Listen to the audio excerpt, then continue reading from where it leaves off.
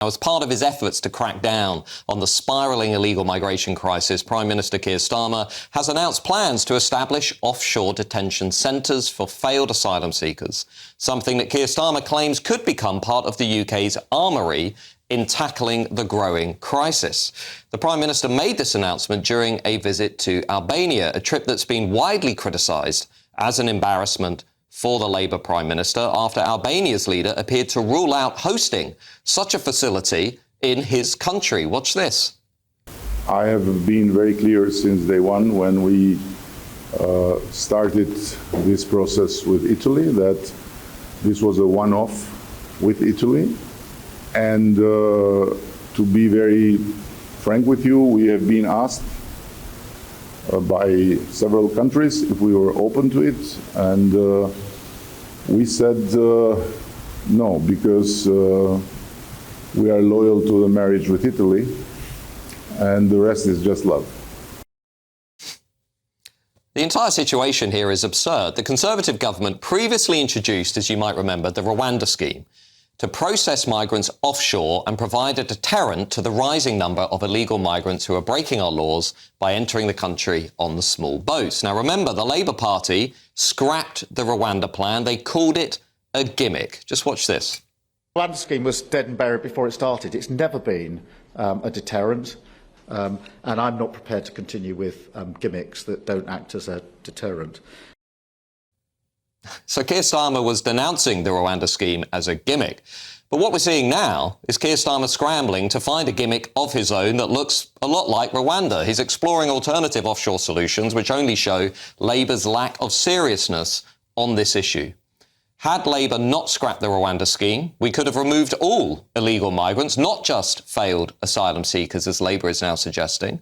That's what they want to do. They're approving the vast majority of claims that are being made here and saying they'll only send the failed asylum seekers to offshore centres. Instead, Labour's current approach is really not going to deal with the underlying crisis at all. Adding to the concern, a shocking new report has found that tens of thousands of Channel migrants arriving in the UK are escaping full police checks and not even being questioned at all by state officials. Alarmingly, only 1 in 15 illegal migrants are being questioned about their links with people smugglers, organised crime, and even then, these interviews are entirely voluntary.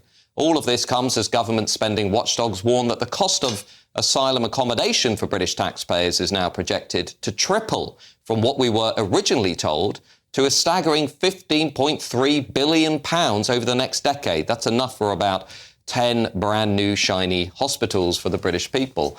Now, that's probably enough overall, not only for those hospitals, but to provide considerable support for our public services. And while our government continues to, I think, flounder around this crisis, we've also seen reports of a suspected Iranian terrorist arriving into this country on a small boat, underlining the very real threat that this crisis now poses to our national security. And now the European Union is urging the UK to ease its visa restrictions for under 30s from Europe as part of a proposed youth mobility scheme. In exchange, the EU will apparently offer cooperation on tackling the Channel migrant crisis by making available data and information on criminal activity. But here's what I want to ask. Why on earth do we even need to strengthen our links with the European Union to deal with this crisis? Why don't we sort this crisis out ourselves, which we could do by leaving the European Convention on Human Rights, by reforming the Human Rights Act, which entrenches the ECHR into our domestic legislation, and by having an active deterrent in place, a bit like that Rwanda plan that the Conservatives previously brought forward, but one which makes it clear that UK law and our legal system will always come first. I think what the UK needs and what British people really deserve is a robust and comprehensive offshore processing system for everybody who arrives on these islands illegally, not just those whose asylum applications are rejected. Is the Labour government today gaslighting us into believing they have this under control? That's the question I want to talk about tonight. This video is sponsored by Saily. Saily is a brand new eSIM service app. What it does is get you a local SIM card that you can use when you're traveling, so you don't have to pay those crazy roaming fees just to send a text back home.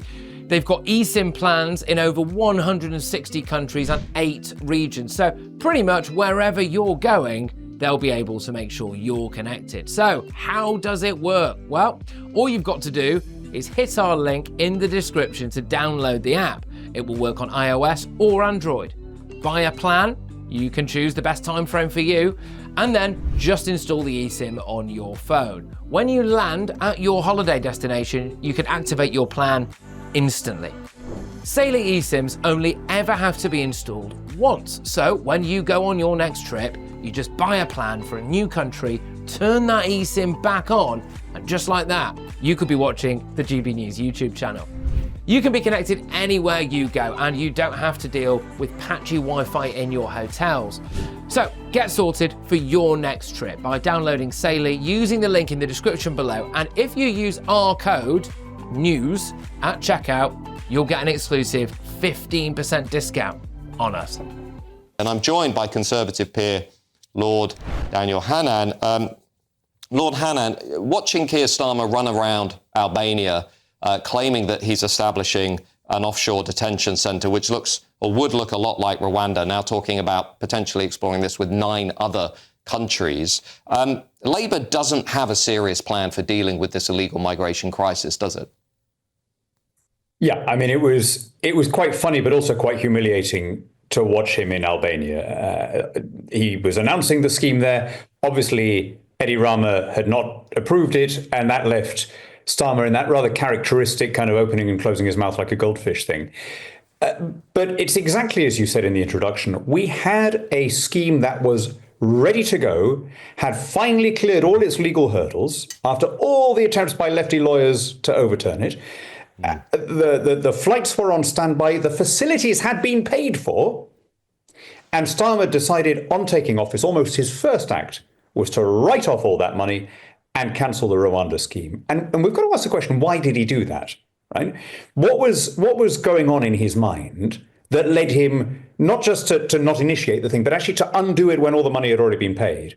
And I think the answer is that he had not yet realized how much public disquiet there is about immigration. So what we saw there, if you like, was the authentic Starmer, the North London KC who is always and everywhere on the side of the illegal entrant and always attempting to halt or prevent their deportations. And it's only now that, you know, as he sees what's happening in the opinion polls, that he's now scrambling around to try and find a version of the policy that he scrapped on taking off. Can I just ask you a quick question? Obviously, the Reform Party storming through the Red Wall, winning Runcorn and Helsby is a big part of this.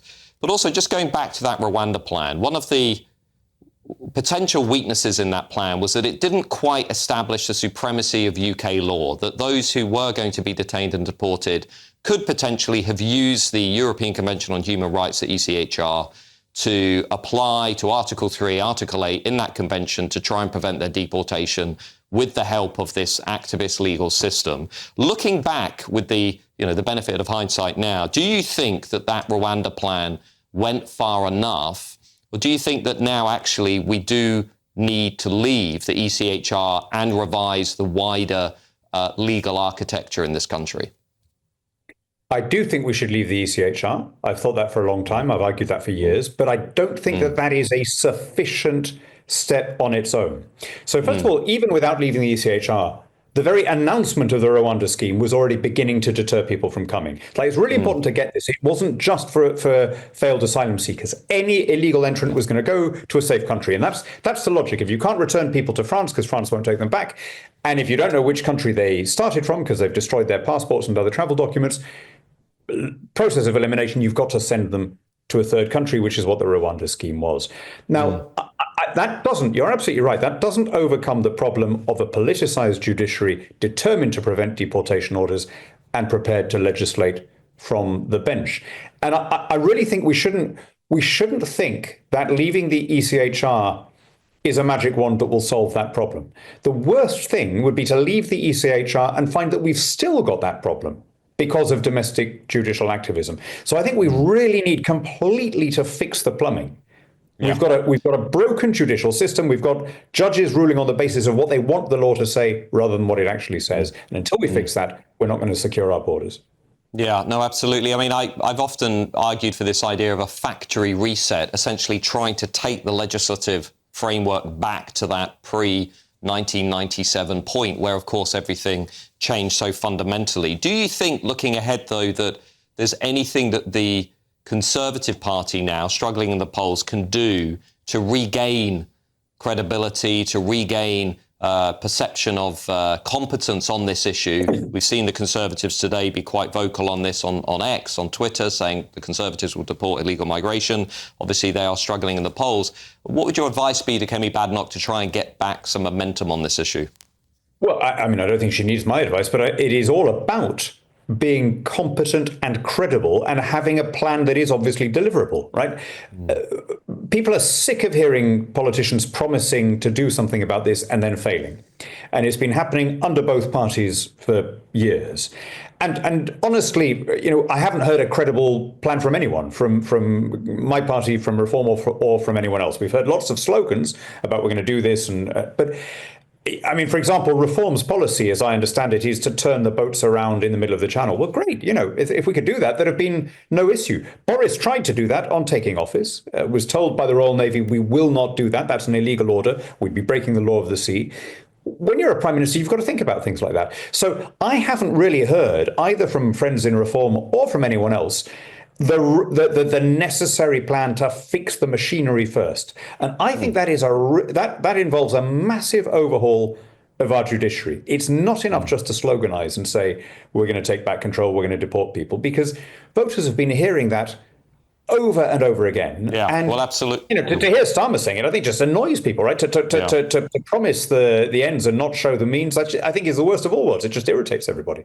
Absolutely. Well, Lord Hannan, can we just thank you for your time, for joining us tonight on a Friday evening? We really do appreciate it. I'm just joined now by my panel, political commentator Esther Kreku and journalist and broadcaster Zoe Grunewald. Zoe, Lord Hannan does have a point there that Starmer looked rather ridiculous going to Albania, not really having anything to show for it, perhaps assuming there would be this returns hub sort of being announced or some progress with Edi Rama, Albania's political leader there, but sort of coming back empty-handed. Yeah, and I think it's a pretty foolish move, really, to go out there and brief that there would be some kind of success without being absolutely sure, because this is such a political issue. It's so important to so many voters, and it's so key to Reform's rise in the polls. It's so key to Labour's internal struggles. Why would you even put it on the table if you weren't entirely sure beforehand, with all the diplomacy going on behind the scenes, that something would come out of it? Can I just ask you a question? So I can't figure this out, right? Every time I look at Keir Starmer's social media or I watch his speeches, he says, the plan is working, we're controlling the borders. Then I go to the Home Office website and I look at the data on the number of boats and the number of crossings, which have never been higher. They're up nearly 50% on last year, up nearly 80% on 2023. I just want to ask a very simple question. I'm not asking you to speak for the Labour Party, but why is Keir Starmer actively misleading the country on this issue? Well, I mean, I can't speak for the Labour Party because I don't represent the Labour Party, but I think, there'll be some metrics by which the Home Office, Keir Starmer, the government will point to their success. I mean, they're expecting net migration figures to come down, I believe. They'll point to that as a success. They'll talk about various, diplomatic coups they've had. But, in the grand scheme of things, like many areas of government policy, there are huge structural issues, and so those little sticking plasters actually don't seem to have an overall effect on the public mood. Yeah, Esther Kreku, what I'm concerned about here is public trust is just collapsing on this issue. Public trust in the entire system. What's the way forward from here? Are these return hubs actually going to make a difference, even though they're only going to be used for people whose asylum applications have been refused, and given that actually the vast majority of asylum applicants in this country under Labour are being approved? 77%, I think. 77%, compared to the yeah, it's the EU's vast average majority. of 37%. Wow, that's a crazy statistic. So, look, Keir Starmer has had something of a personality transplant in the last week because he's decided to model himself as the border czar. I say if you're going to do that and irritate everyone from the left to the right, go further and do it. Because at this point, I'm not bothered by his complete lack of conviction on anything or the fact that he clearly doesn't stand for anything. He's just a manager. He doesn't. The comms in his government is terrible. I've never actually seen a government struggle with communications this much. It's like they're staffed by work experience people. But if you're going to do that, if you're going to put your head above the parapet and risk what he is trying to do, then go all the way. Clearly, if he's saying he's going to revise the winter fuel payments because it's losing votes, it's not working, you know this is something that's also losing votes and not working, and also detrimental to the health of the country. Exactly. We should never be in a situation where we have to take money away from pensioners, which allows them to heat their homes, and yet we have this crisis where strange men from all over the world that we don't know are coming across the border. That is completely unacceptable. And we're also giving them the sort of financial support that should be meant for British people. So if he's going to do that, he might as well go all the way. Sorry, can I just ask you about one specific thing? You know, we have seen the story about the Iranian terrorist who came over on the small boat, was arrested for allegedly planning to, attack the embassy of Israel here. I am now reading today that only 1 in 15 of the people coming in the boats are being investigated for links to organised crime, terrorism and so on. Nigel Farage this week said in the House of Commons this should be a national emergency, a national security issue. He's got a point here, hasn't he, in that we are letting all these people in without even bothering to investigate who they are, where they're from, and what their links are to terrorism and organised crime. I think it's completely reasonable for voters to expect that their government would have oversight of who's going in and out of the country. That's basic border security, right? I believe we should welcome refugees, but I do also think that there should be checks and balances in place, of course. And I think what it tells you is that the asylum system is an unholy mess. It is. As is border security, as is the police, as is any government agency in this country that simply does not have the resources or is not doing the correct things to deal with the many, many crises we have. And I think, border security is just one part of the larger puzzle. Yeah, well,